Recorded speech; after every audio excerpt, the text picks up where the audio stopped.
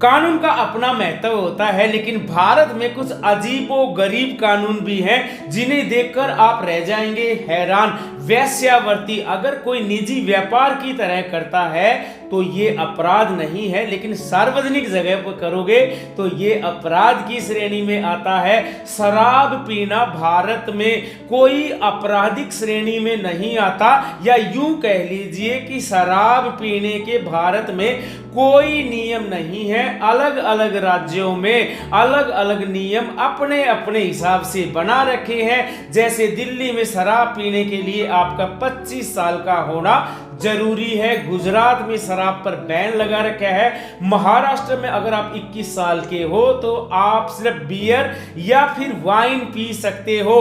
खुदकुशी के भी नियम है। अगर खुदकुशी कोई करता है और वो बच जाता है तो आईपीसी की धारा 309 के तहत उसको सजा मिल सकती है। पतंग उड़ाने के लिए भी परमिट होना जरूरी है, नहीं तो पतंग उड़ाना गैर कानूनी है।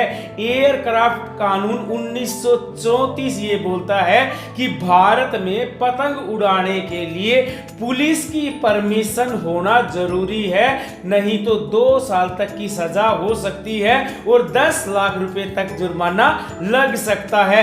लड़ाई में चाकू का इस्तेमाल, जो कि भारत का संविधान ये कहता है कि भारतीय सैनिक जो है लड़ाई में चाकू का इस्तेमाल नहीं कर सकते, लेकिन नागालैंड में ये नियम, ये कानून लागू नहीं होता, क्योंकि नागालैंड में चाकू को एक पारंपरिक हथियार के तौर पर देखा जाता है।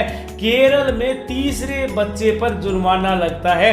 जी हां, अगर कोई तीसरा बच्चा पैदा करता है तो 10,000 रुपए जुर्माना, और जो सरकारी योजनाएं हैं उनका लाभ नहीं मिलेगा। अश्लीलता फैलाने पर दंड, जो कि आईपीसी की धारा 294 के तहत है, लेकिन अश्लील शब्द क्या है इसकी व्याख्या कहीं नहीं की गई है। आईटी एक्ट 2000 ये बोलता है कि ऑनलाइन पोर्नोग्राफी करना अपराध है, लेकिन अकेले में आप देख सकते हो। और दोस्तों, ट्रैफिक इंस्पेक्टर बनने के लिए आपके दांतों का सफेद होना जरूरी है। जी हां, इंडियन मोटर व्हीकल एक्ट 1974 के तहत अगर आंध्र प्रदेश में आपको ट्रैफिक इंस्पेक्टर बनना है तो आपके दांतों का सफेद होना जरूरी है। दोस्तों, भारतीय डाक सेवा ही पत्र बांट सकता है, चिट्ठी बांट सकता है, और ये है इंडियन पोस्ट ऑफिस एक्ट 1898 के तहत।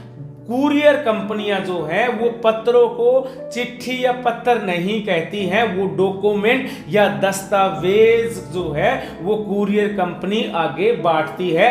पत्र बांटने का काम सिर्फ भारतीय डाक सेवा का है। तो दोस्तों, ये है भारत के कुछ अजीबोगरीब कानून। दोस्तों, हमें जो है पैसा कमाने के लिए या तो नौकरी करनी है या बिजनेस करना है, और दोस्तों बिजनेस करने के लिए स्टेप बाय स्टेप अगर कोई आपको बिजनेस करना सिखाएगा तो वो प्लेटफॉर्म है vitkun.com। जी हाँ, vitkund.com। और दोस्तों, इस प्लेटफॉर्म पर आप आकर अच्छे से आपकी अपनी लैंग्वेज में स्टेप बाय स्टेप बिजनेस करना आप सीख सकते हो। ओम विताय नमः। नमस्कार भाइयों।